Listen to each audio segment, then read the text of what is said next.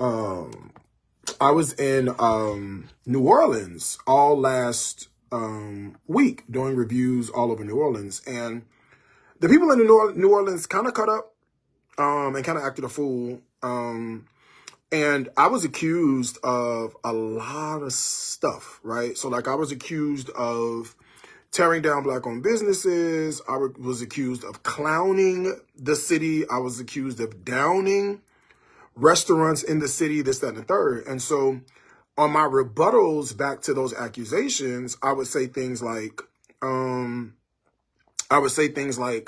well, what restaurant did I tear down? Right? What restaurant is torn down?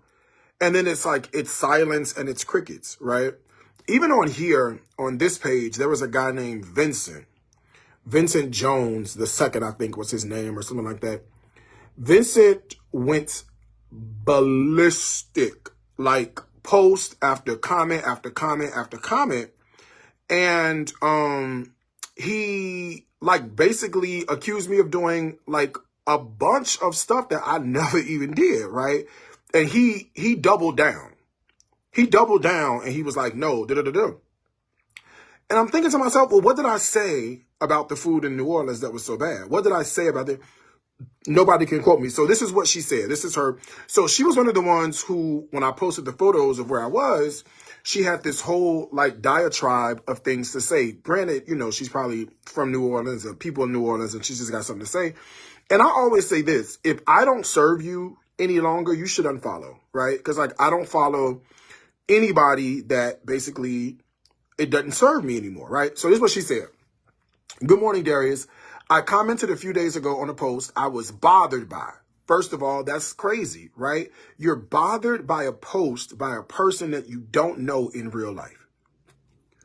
This is what I'm dealing with, right? This is what I'm dealing with. I'm dealing with the second sentence. I commented on a few days ago on a post I was bothered by, right? I shouldn't have. I'm still bothered by the post and the way you stir up conversations. What? Right? Then she says, I should have just unfollowed you since it was a stream of posts that bothered me.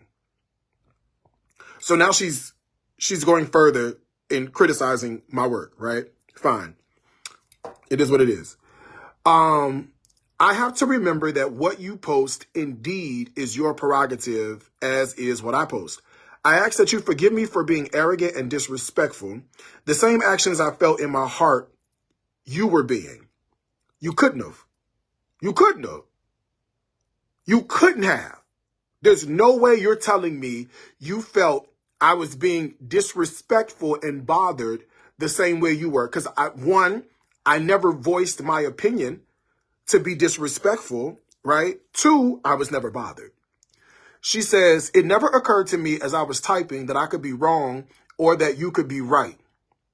Still takes no accountability. She says, it never occurred to me as I was typing that I could be wrong and that you could be right. About what? My opinion that I never gave? You nailed me to the cross. You've persecuted me. You've prosecuted me without ever giving me a fair shot at anything. And now you're saying to me that it never occurred that I could be wrong or that you could be right. She says that was completely wrong and judgmental of me. For that, I am sorry. Excuse me? That's not an apology, right? What about how I feel? If you're just making a speech to clear the air, then that's cool for you to clear the air, right? But if you're going to apologize to somebody, shouldn't you apologize to the person so that they no longer feel offended by what you've done? I mean, true, they still will probably feel slighted or whatever the case may be. But what you just did was gave an Easter speech. You did not issue an apology. And then the crazy thing is, you guys are reading this going, congrats. You're not looking at how she cut up when I was in New Orleans, how she went back and forth with tons of people about this, that, and the third about New Orleans. What you're not seeing is how crazy she initially acted when yet I never said one word. I never gave an opinion. I never gave feedback. I never gave scores. I never gave anything. And now you've essentially nailed me to the cross. Now you have fake apologized to me for your actions. And now you're saying that's wrong. Never once, make sure before I say this. No, never once is there a forgive me. Never once is there a forgive me. I see that was completely wrong and judgmental. For that, I am sorry. And then there's offense all over the damn message. How is that an apology? Right? This is an Easter speech laced in arrogance. This is a self-centered Easter speech that does not contain an actual apology at all. And I think for me, that is the bigger piece. You guys are reading this going, oh, it's so beautiful. I'm reading this going, no, this heifer completely cut up with me. Initially, she really acted a damn fool over something that she accused me of doing that I never did. Honey, I posted a photo. Y'all commented on the photo. I never said one word about the photo. Y'all commented. You see what I'm saying? And so for me, I just don't understand why. And then furthermore, let me just go ahead and say this too. This is the other piece of the pie. Just because somebody apologizes to you does not mean you have to accept it. Let me say this one more time. Just because someone apologizes to you does not mean that you are required to accept the apology. And I know what you're going to say, Darius. You have to forgive everybody. True. Forgiveness is important, right? I don't know this woman. We've never had any conversation. There is no semblance of any relationship that exists. So the idea of reconciliation would mean that the apology is the bridge that gets you back to the original place where you were. Say that one more time. An apology is the bridge that starts to work and gets you back to where you were. We were nowhere. So what good is the apology if we were nowhere to begin with? And if we were nowhere to begin with and you feel like an apology was necessary, why is that so? And that speaks more about what you've got going on versus what you've now accused me of. And so I'm looking at the totality of everything she's saying and completely scratching my head going, I don't get it. Meanwhile, y'all applauding like, good job, sis. We appreciate it. This is great. She took accountability. She never took accountability for her original actions that she did. So how are you seeing an apology? Hold on. Come on, Darius. I think you're reading too much into it. Some people can genuinely realize their error and apologize. She could have let it go, but it was on her heart to apologize. I think you're missing the original point. I never did anything to this woman. I never said a word to her. I never offended her. I never called her by name. I never inboxed her. I never said anything to her offensively. I never said anything to anybody offensively, right? Why do I have to defend myself when I never did anything to offend anyone? She did all the offending initially to begin with. So in my mind, why must I now accept the apology from somebody that I never offended? What do you mean? I'm reading too much into it. I'm reading what it is. It's exactly what's going on. It's exactly what it is. And I find complete issue with the whole thing. Complete issue. Baby, y'all threaten me. Y'all threaten to underlive me in over gumbo. Over gumbo. My entire life, my well-being was threatened, bitch, over gumbo. Over red beans and rice. And you mean to tell me a half-cocked apology is supposed to now somehow negate everything that happened? And I'm supposed to just go with it and be, oh, it's okay. It's no big deal. She apologized, Darius. Just get over it. That's what I'm supposed to do after I was literally threatened for not just to be unalived, but to have some voodoo hex put on me, some portal or whatever they was talking about. Okay, and I'm supposed to just accept that and run with it. I don't understand where you guys get this from.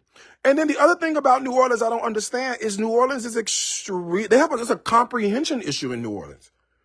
Literally a comprehension issue in New Orleans. You look at the review. I give the place middle of the road, 3 out of 5 or 2.5 out of 5 or whatever I did. I talk about what I like, talk about what I don't like, and then here go New Orleans.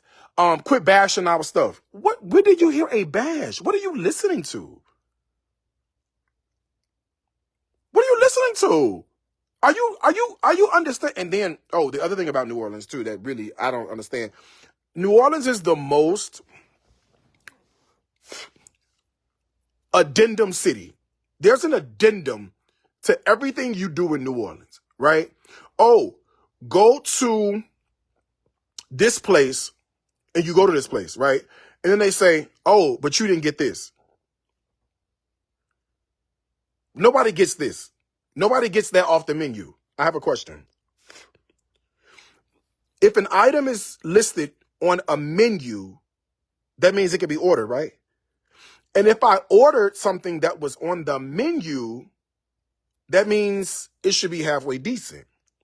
Why would you put something on the menu that you don't want people to order? Right? Why would you put something? So then New Orleans and say, oh, you went to this place, but you didn't get this. Or they'll say, you went to Acme, but you should have went to the Acme over on so-and-so, Gretna or Metairie or whatever the hell is that, because that particular one is larger. Am I eating the building or am I eating the food that they're cooking? Because it shouldn't matter whether I'm at a small Acme or large Acme if the food is supposed to be good, right? So what difference would that make going one to the other? It is the most asinine thing I have ever seen in my life. Everybody is like, oh, we don't go there. Oh, this is the biggest one. Oh, here's the biggest one about New Orleans. Oh my God. You came to New Orleans and you did not eat New Orleans food. Girl, what the fuck is New Orleans food? Because by the time you go to 3 restaurants and you have 3 bowls of gumbo, you get it. All right? Your 4th bowl of gumbo ain't finna be astronomically different from the first 2. Right? Then they say, oh, well, Neal's got red beans and rice. Girl, so does Maro's, so does Acme, so does Dookie Chase. Girl, they all got red beans and rice. What's the point? Right? So it's like, why would I go to New Orleans and just eat gumbo at every restaurant? Girl, you mean to tell me the fried catfish from one place to the other is going to be so amazing and so distinctively different that it bears doing a whole review on catfish? It does not. You're not telling me it does. I went to New Orleans. I covered 14 restaurants, and y'all still told me in New Orleans I didn't go to the right places. Honey, listen. If 14 restaurants ain't enough, you got to find somebody else to do it. You got to find somebody else to do it. I went to 14 restaurants. And then they go, nobody goes to this particular restaurant. Well, shit, you could have fooled me because it was packed when I got there. I go to Pesh. Nobody goes to Pesh. No. You and your blackness and those that you associate with don't go to Pesh. Let's just keep that real. Okay? You don't go to Babs. Bywater American Bistro. But Bywater American Bistro was packed. Okay? You don't go to Plates Restaurant and Bar. I went to Plates Restaurant and Bar. And let me tell you what I was impressed with. I sat at the bar at Plates. It's an open kitchen. The expo, he was black. The girl on the coal station, she was black. The dude on the saute, he was black. And the girl was Latino. Rolling the place. And not a red bean in sight. Not a gumbo in sight. Not a jambalaya in sight. At the end of the day, here's the thing. You got to do reviews on restaurants. It don't make sense to go to every restaurant that sell the same stuff.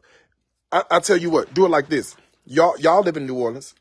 Get on your mind, like you in church. Get on your mind 3 black-owned restaurants in New Orleans. True or false? You got 3 restaurants. Pick them. Any 3 black-owned restaurants in New Orleans. I did not go to tourist spots. Bywater American Grill, Bywater American Bistro is not a tourist spot. Mamu is not a tourist spot. Pesh is not a tourist spot. You just don't go because you only eat black people food from New Orleans. Girl, we are tired of that. We are tired of fried chicken. We are tired of collard greens. We are tired of macaroni and cheese. That's what you eat. You eat the same shit. How many fucking bowls of gumbo can I taste? By the time you get to the 4th bowl of gumbo, what do you say on a video? You done said everything on the first 3. Girl, I'm tired of eating this. That's why I stopped doing specifically black-owned restaurants. They sell the same shit. Think about 3 restaurants in New Orleans. I want you to get 3 on your mind. Any 3 black-owned restaurants in New Orleans. 3 on your mind, 75% of the menu for those 3 restaurants is the same fucking thing. Gumbo, jambalaya, crab claws, red